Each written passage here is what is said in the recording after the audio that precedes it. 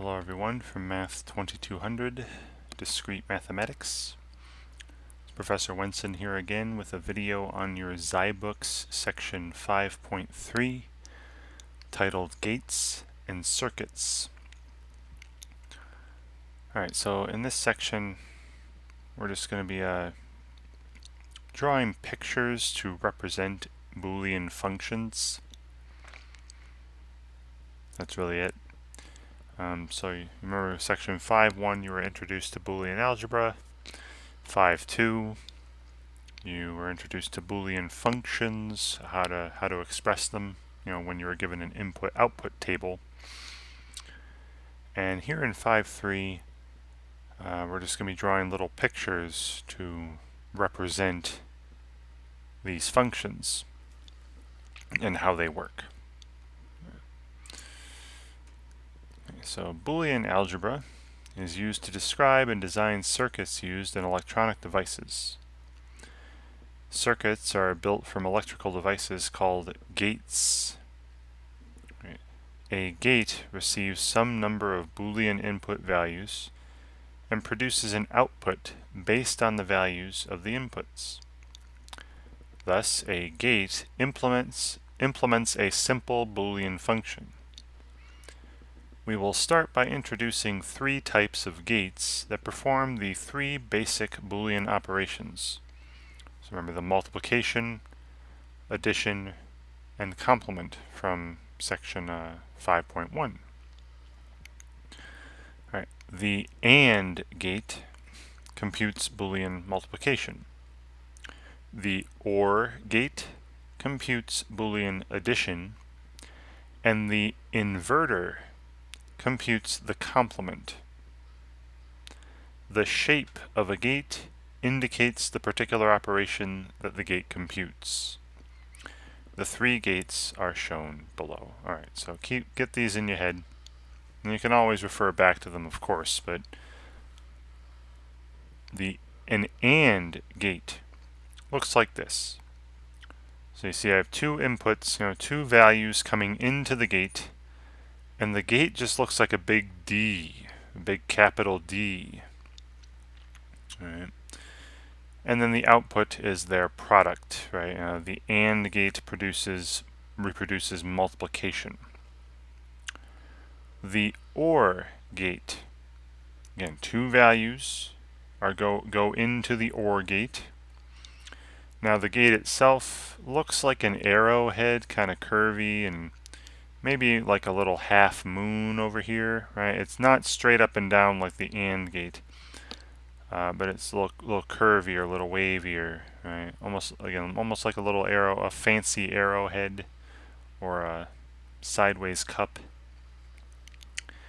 And then the output, what it produces, is the sum of the two values going into it. All right, it reproduces addition. Right, addition. And then finally, the inverter. Right, this gate takes in one input.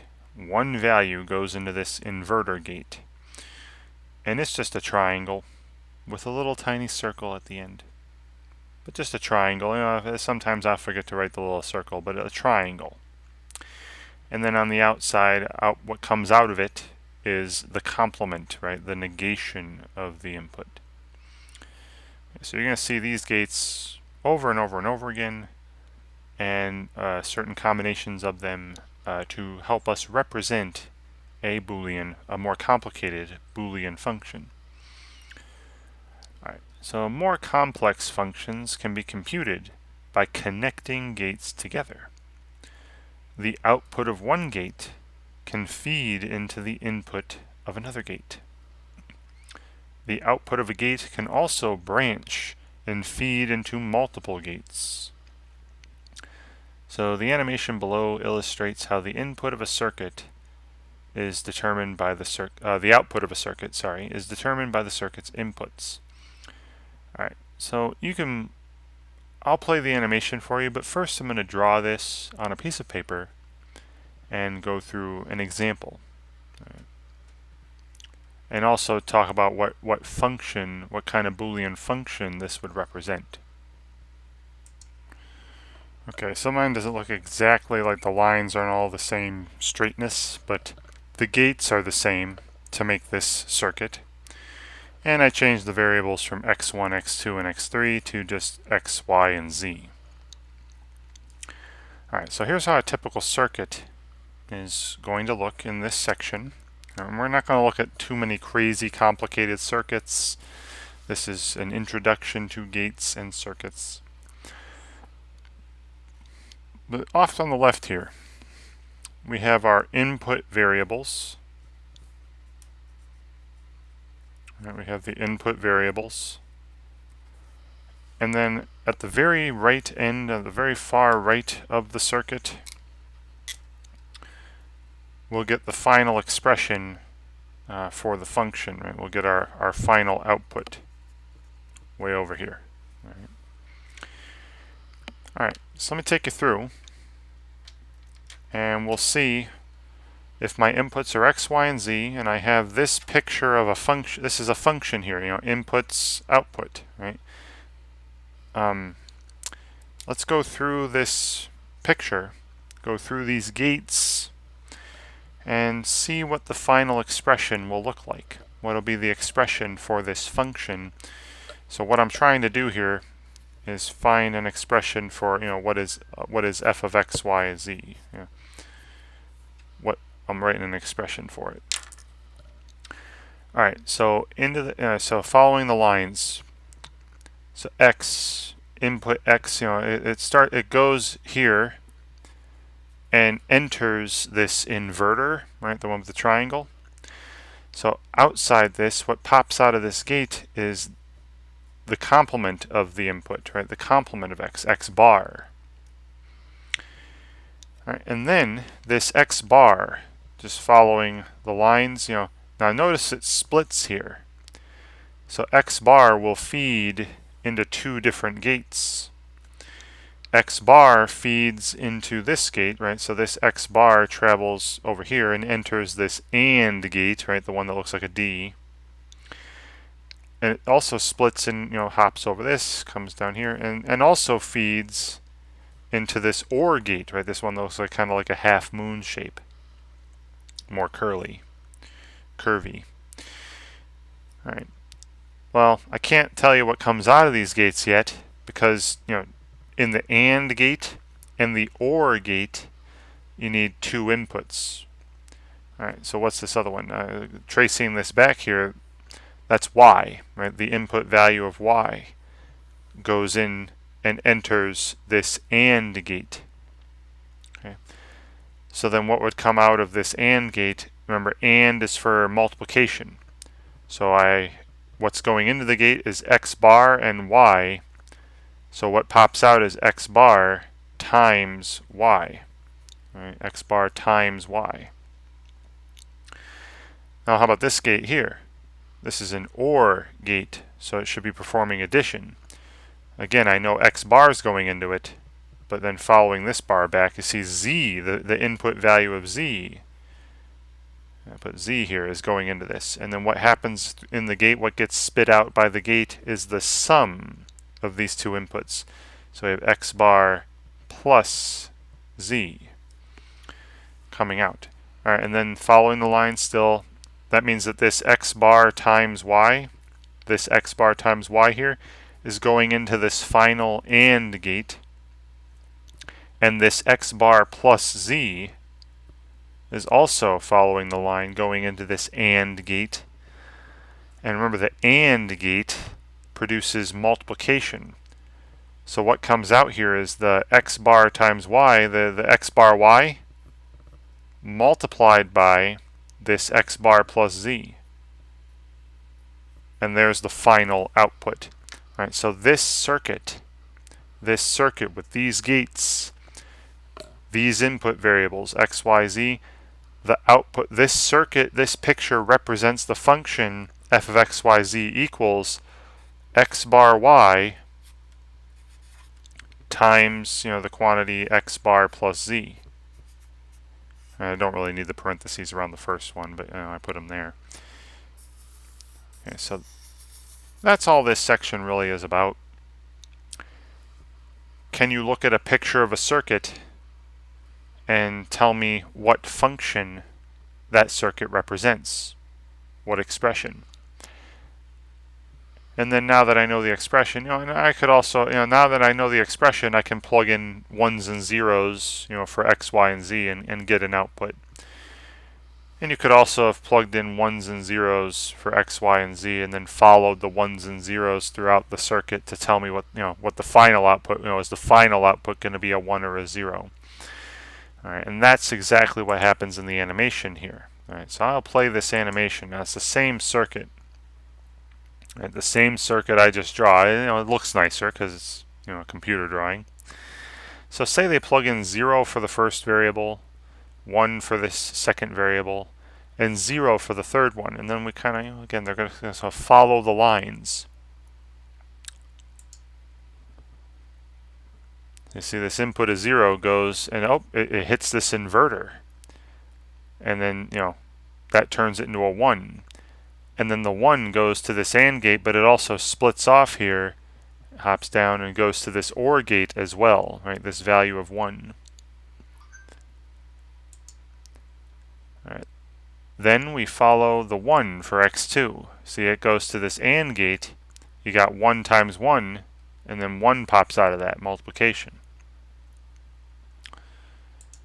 And then you follow the 0 for the x3. Right, goes to this OR gate with the 1, and then 1 plus 0 is 1, so a 1 pops out of that.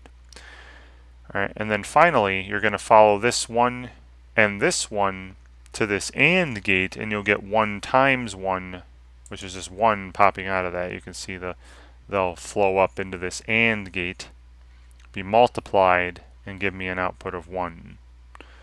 All right.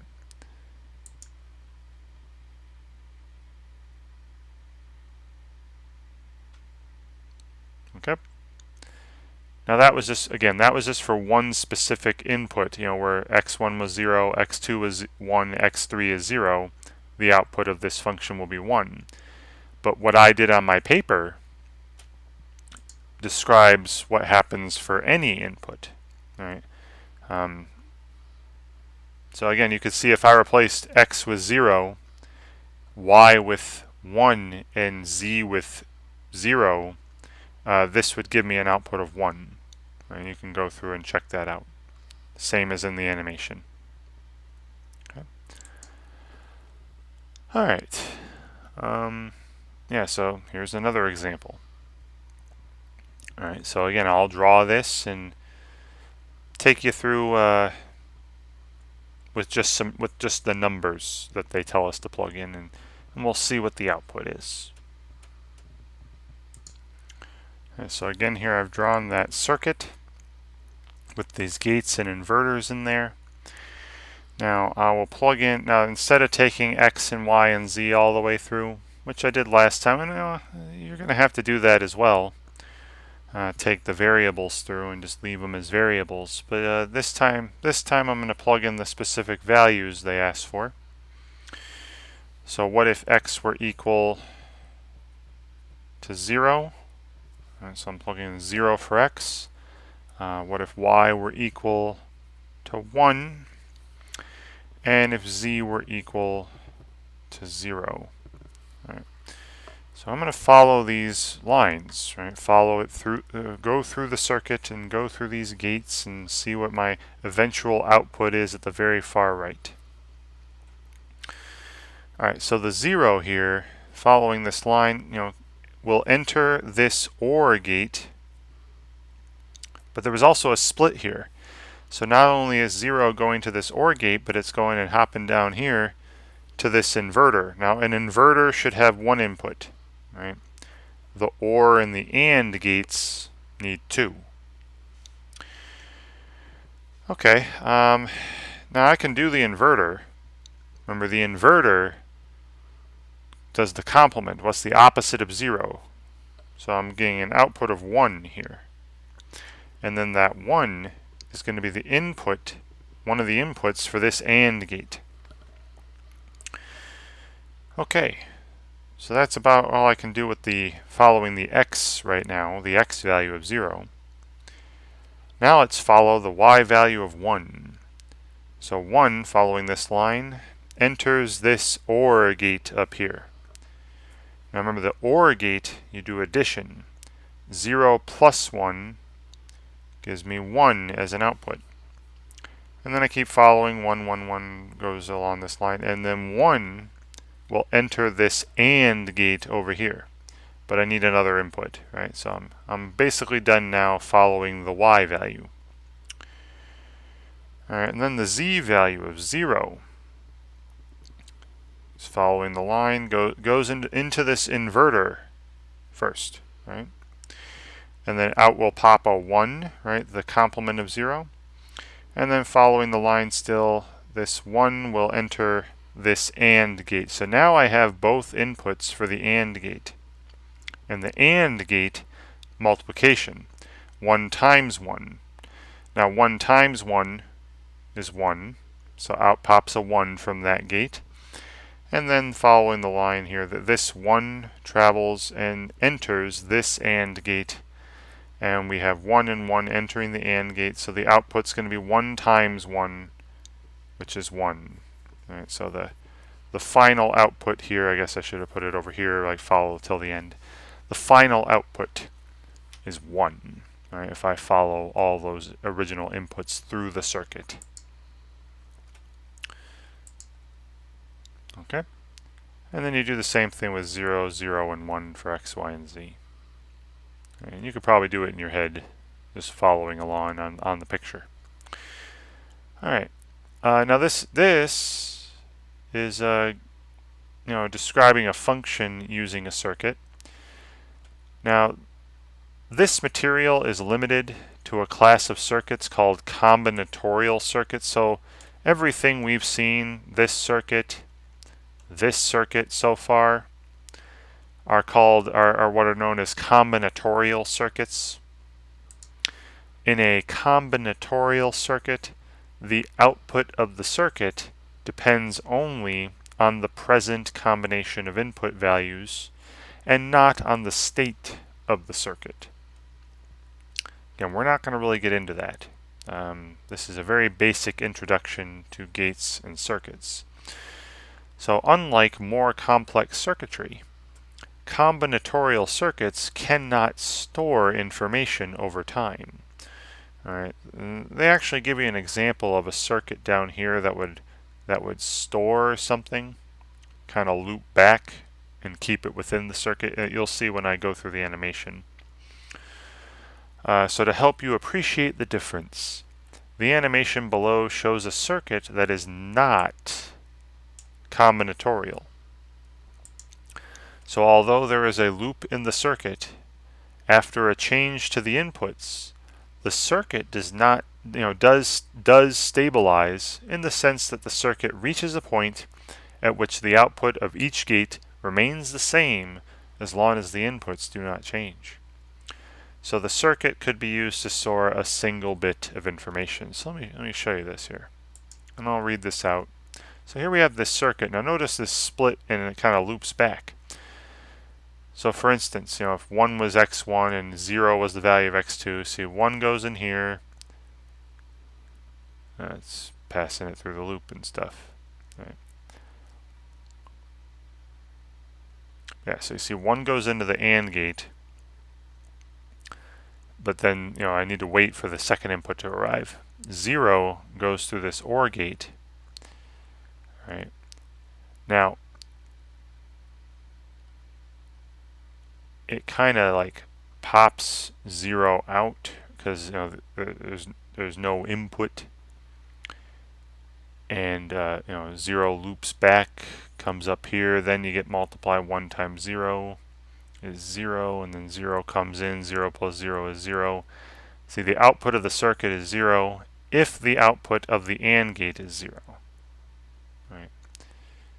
Now, what if it were the other way around? What if the output of the OR gate was 1, then the output of the AND gate was 1, then the output of the OR gate would be 1, and it would loop around and continue that way. So see, the output of this circuit depends on what state it's in. the output of this circuit depends solely on what comes out of this AND gate up here. So that's why this is considered not combinatorial. Right? Because again, they said in a combinatorial circuit, the output of the circuit depends only on the present combination of input values, not on the state of the circuit. This one here, the output depended on the output of this AND gate, so it changed from state to state. Right. For the because they showed you two examples here where the same input kind of took you to different outputs. So in our circuits, in our combinatorial circuits, the output's going to be fixed for any given input. Right? It's not going to change depending on what happens at certain gates. All right. So now I've done this one already. This not this exact one. Well, actually, no, I did. I did this picture earlier. I'll pull it up on paper here, where they take, instead of just plugging in values, you just keep the variables the way they are, and then end up with an expression at the end, and get an expression for the function, what the circuit represents. I had that exact same picture. I did this one earlier, but with X, Y, and Z. Right. This is the one I had up earlier, where I took X, Y, and Z through that same circuit. Right. They have the same picture there, and the output was X bar times Y times the quantity X bar plus Z. So you see it's X1 bar times X2, X bar times Y, times X1 bar plus X3, X bar plus Z. It's exactly the same thing. So what they're doing in this animation is what I did earlier in my earlier drawing. Just instead of plugging in numbers, I just keep the variables and go through the circuit to tell me what the output is in general, right, with letters. All right, so I've already done that example. All right, so here's another one where just play an animation, and it does the same thing. Where here's another circuit, a combinatorial circuit, where again the output's always fixed depending on the inputs. And they run through the circuit with the letters instead of numbers, and then show you what the output would be at the end. So I'll let you run through that animation. Alright, now you're asked to fill in some blanks in this activity. What kind of gate should be gate A, and what kind of gate should be gate B?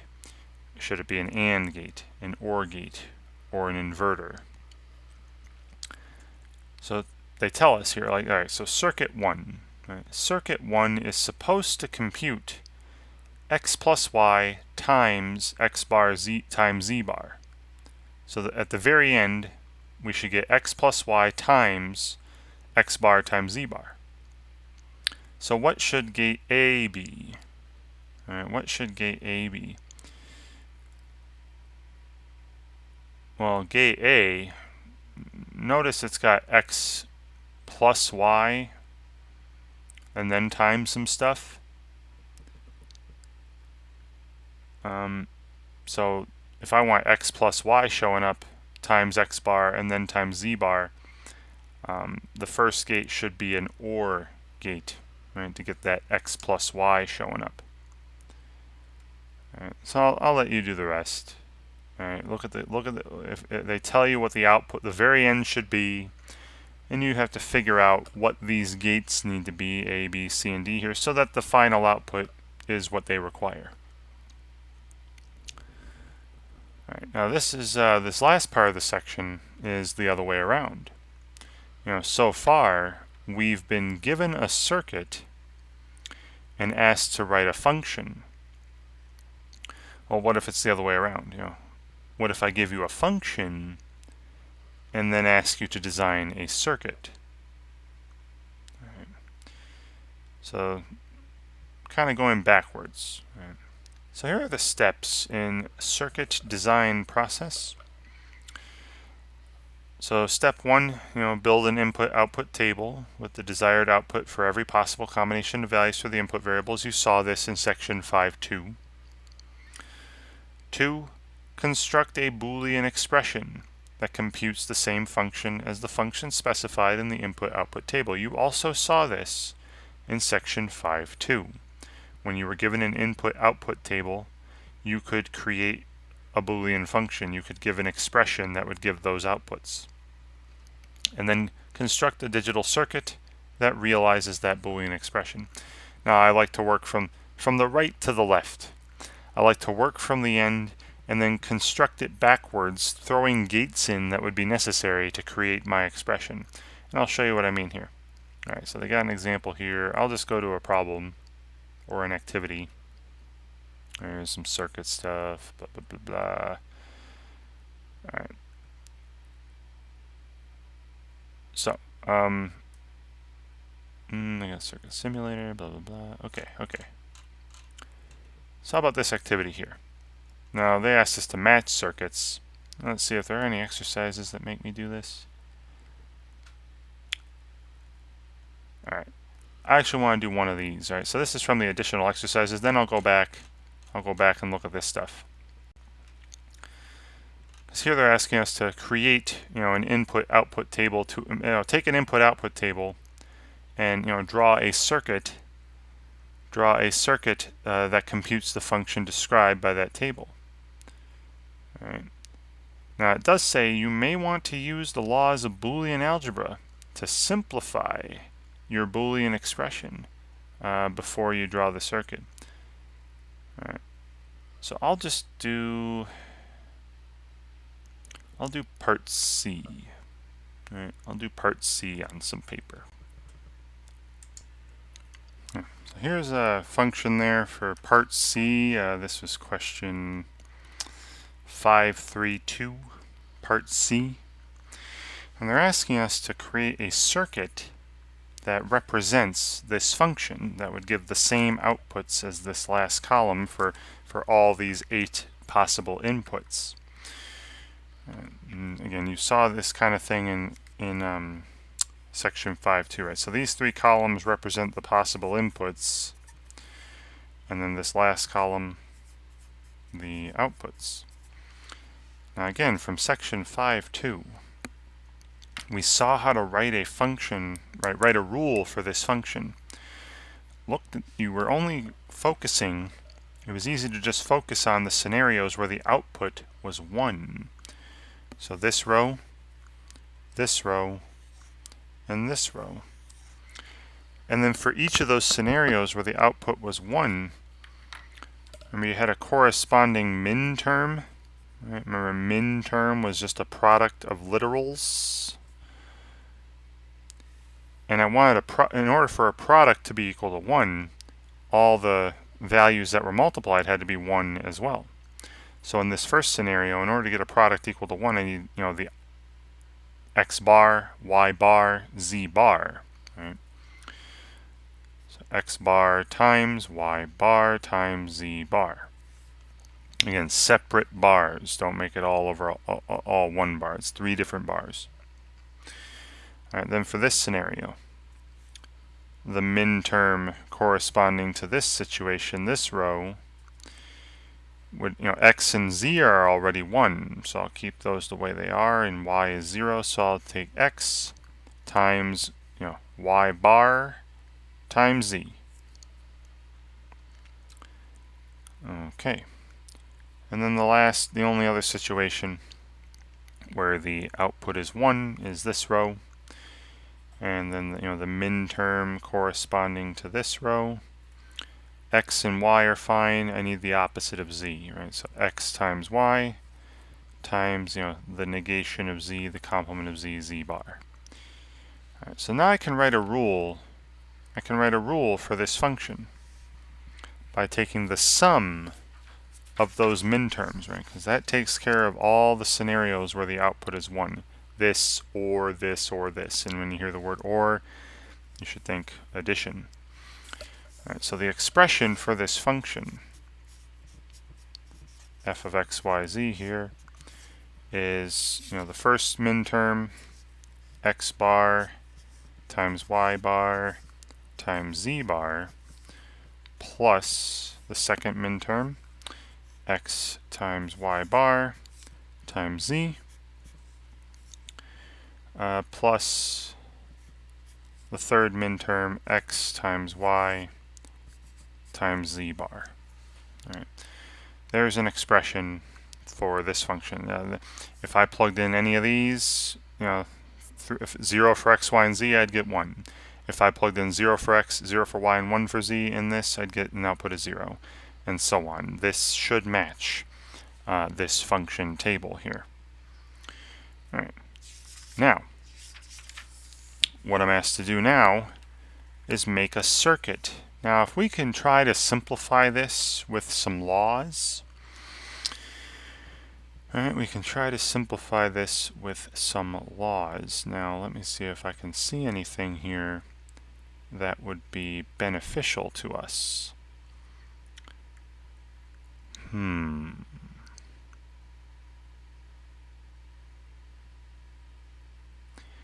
mean, I'm noticing, some terms have common factors, like both of these have a y bar, the first and third term both have a z bar. Not really seeing how I can simplify this though. And that's unfortunate.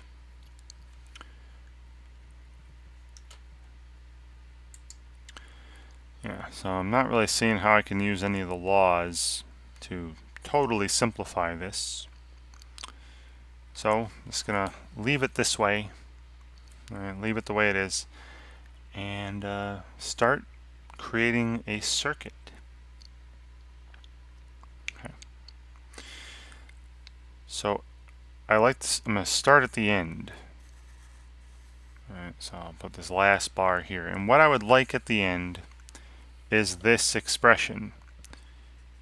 Alright, I want x bar, y bar, z bar plus x, y bar, z plus x, y, z bar. Right.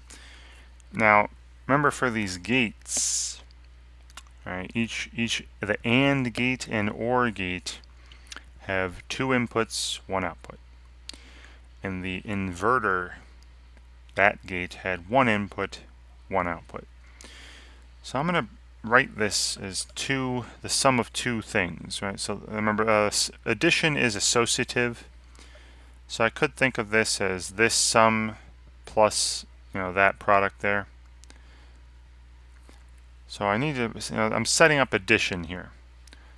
So the gate right before this end will be an OR gate. It will be an OR gate. Now these are going to be hand drawings here, probably not the greatest in the world. I apologize. But I should have an OR gate there where,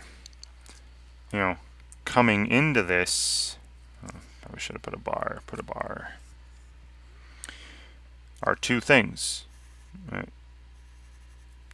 One of those is this x bar, y bar, z bar plus x, y bar, z, and the other one is x, y, z bar. All right. Okay. So I'll start following, again, going backwards. We're going left. All right, so from here, I'll break it off a bit. And, this is a sum. This is a sum. So this should be coming from an OR gate. Another OR gate. All right. All right, another OR gate. Again, pretty crappy looking OR gate, I apologize. Make it more curvy. And we got 2 things coming into this. All right, 2 things coming into this, and the things that would be coming into this to produce this would be the x bar, y bar, z bar. X bar, y bar, z bar. And the x, y bar, z. Right, that would produce this x bar, y bar, z bar plus x, y bar, z. All right, then here, this other branch, I'll break this off. this is a product, x times y times z bar. Now, that means it's going to be coming from an AND gate. An AND gate, like a D shape. Now again, associative property, I'm going to break this up into x times y times z bar. Make it xy times z bar, so that there's two things coming into the AND gate, and one of them is x times y, the other one is z bar, and that would give me x times y times z bar. So again, I just keep flowing backwards. Okay, now this. Follow this one back. Again, this is kind of going to be really ugly when I'm done. I apologize. This is another product. Again, I want to make it a product of two things. So using the associative property, I could make it x bar y bar times z bar. So this has got to come from another AND gate with two things coming in. Right? And those two things would be x bar times y bar, and z bar.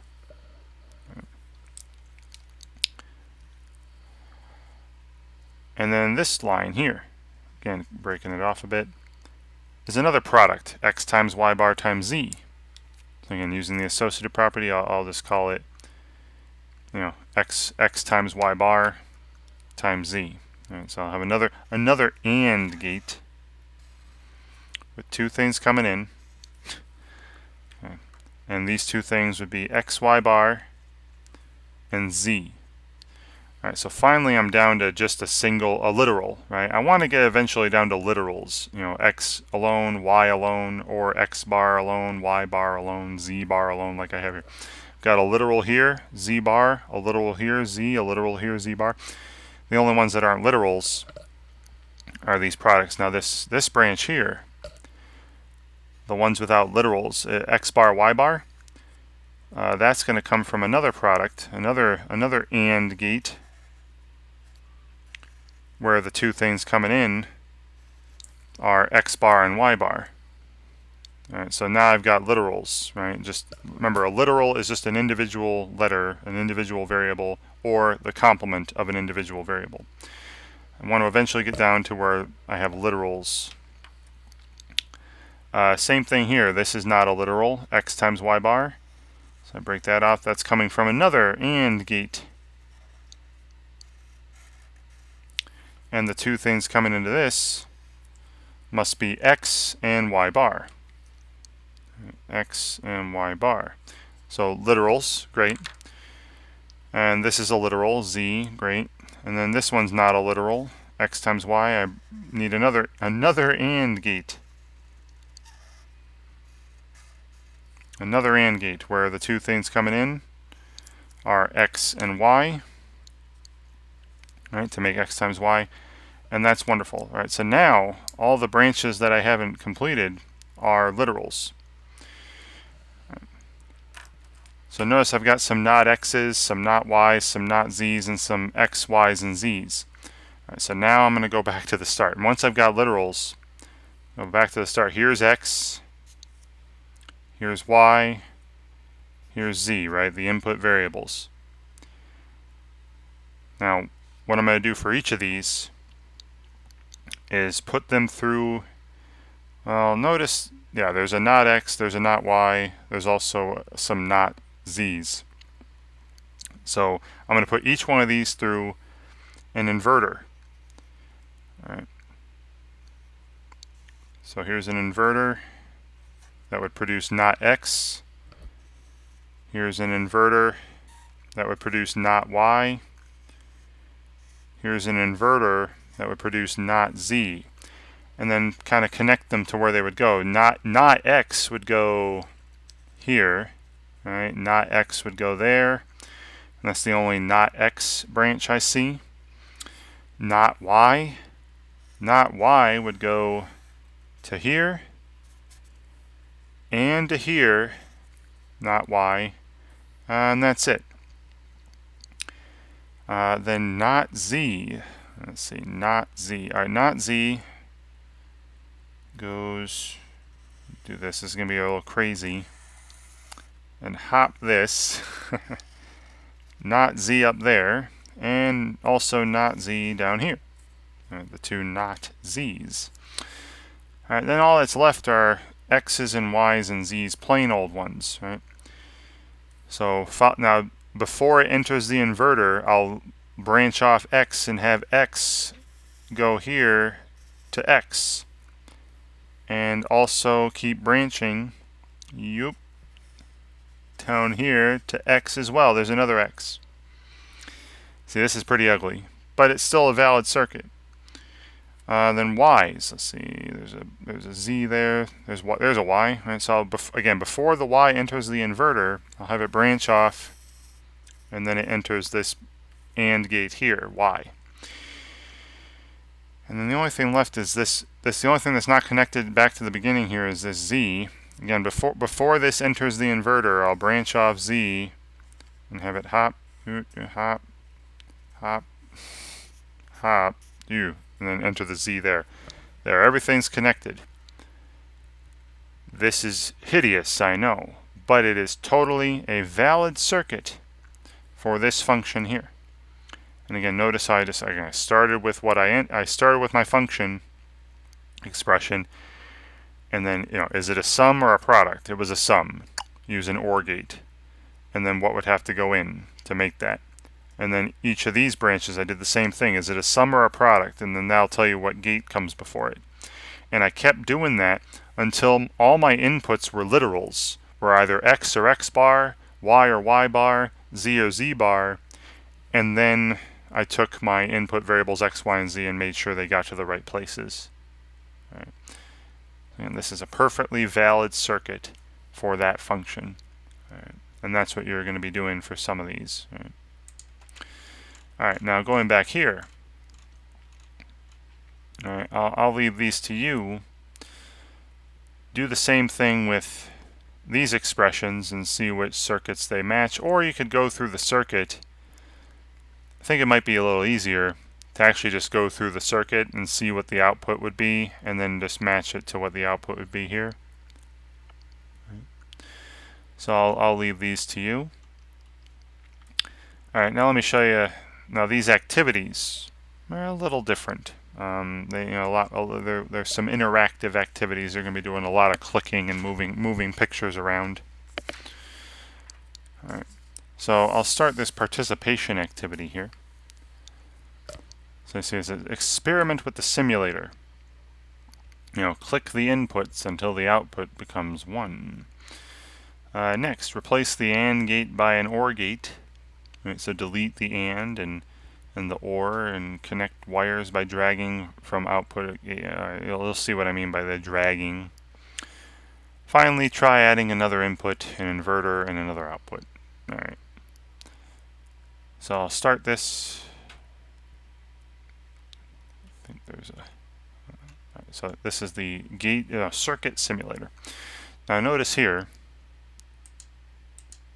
if I make that input 1 and that input 1, see the output becomes 1. See there, the 1 goes into the AND gate. Now the activity's done, all right, but I'll show you how to mess with this. This 1 goes into the AND gate, and then you see an output of 1, and it shows you the output on the right side here. Now you can delete your selected item, like say I get rid of that AND gate, and see over the side here I can add an OR gate. Now, and then move this around. There's an OR gate now. And then I click on inputs and drag them, to where they go into. So like this tells me I'm throwing 1 into the OR gate. And then I do the same thing here. Make sure you get 2 inputs into an OR gate. Put the 1 into the OR gate, and then connect the output to what the output is over here, this output box. So that's what they meant by dragging. And you see this is 1 plus 1 equals 1. Now I can change this to a 0, change this to a 0, and then all of a sudden you got 0 plus 0 equals 0, and then the output 0. And then you can do the same with inverters, right? Yeah. So there, that activity is done. And that's what you're doing here. Right, now there are 8 of these. A little tedious, but doable. So let me show you what's going on here. So it says, to create a wire, it says draw a circuit given equation. So I want to draw a circuit for this function, z equals a plus b. So notice on the right side here is the final result, z. And I got a's, b's, and c's over here. I want the output to be z to be a plus b. So a plus b. That'll involve an OR gate. So I add an OR gate, move it around wherever you want. And I put A into the OR gate. I put B into the OR gate, right? And then the result will be A plus B, and then I have A plus B connect to Z, right? Connect to the final output. And that should be it. This is a circuit for A plus B, right? A plus B over here through the OR gate equals Z. Check. And looks correct. Right. I'll do a few of these. Right. And they just get more and more complicated. So here, I want the ending, I want Z here to be equal to C times A plus B. C times A plus B. Alright, so I'll make a C times A. That'll involve an AND gate. Alright, so I'll move the AND gate, I'll put it down here. Again, you can move it wherever you want. Just make sure you're connecting the correct inputs to the gate. So I want C times A, so I need A in there. I also need C to be input there.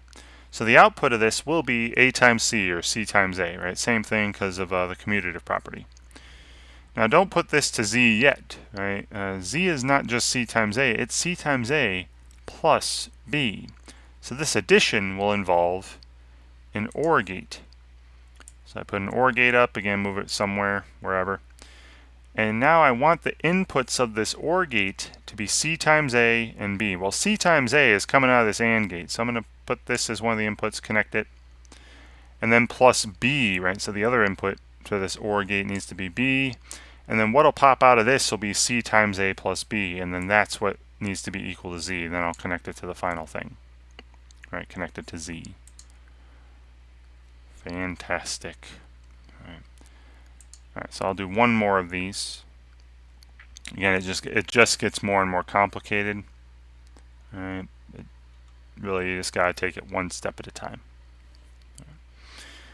So I want the output Z here to be equal to A times not C, right? The complement of C. So I'm seeing this complement of C. That'll involve an inverter. So I'll pull an inverter up. I'll put it right in front of C because the only thing that's getting a complement on it is C. So C goes in there, the output's not C. And then that complement of C is getting multiplied by A, so I need an AND gate where I put the not C, the complement of C going in there, and then A also needs to go in here, and then the output will be A times not C, and that's equal to Z. I pop it on Z there at the end and check. Correct. And again, they just get more and more complicated. I'll look at the last one. Let's take a look.